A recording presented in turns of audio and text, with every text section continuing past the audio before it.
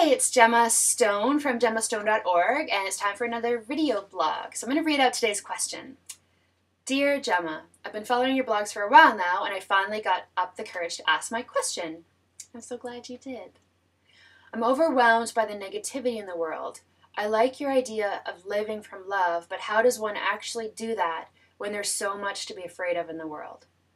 Thanks for shining so bright and lighting the way for so many. You're welcome. Okay, great question.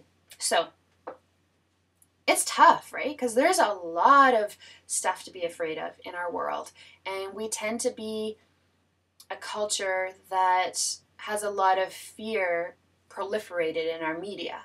And so when you turn on the news, it's a little bit startling because there's so much that can create fear. So, here's what to do about it.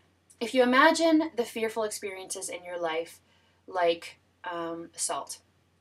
So imagine that you take a scoop of salt and you have a container. And the container represents the positive experiences in your life. If your container is small and you dump in that big scoop of salt and you mix it around and you take a drink, it's going to be really gross and disgusting and yuck.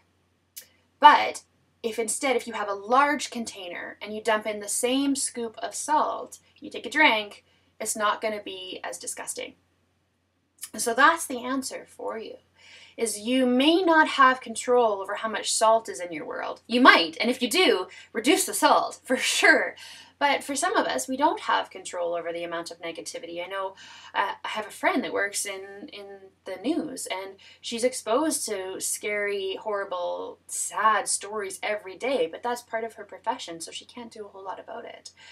And so for people that can't control the amount of negativity coming into them, I say, get your container to become bigger. So what that means is that anytime you have a free opportunity, you seek out positive experiences, whether it's positive relationships, funny YouTube videos, inspiring articles, hopeful books.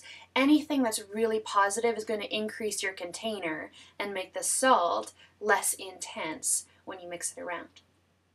So give it a try. Let me know how it goes. I would say commit to that experiment for about a month or two to really start to notice the effects. And of course, the bigger your container and the less salt, the better the water is going to taste. So reduce your salt and increase your container, and let me know how it goes.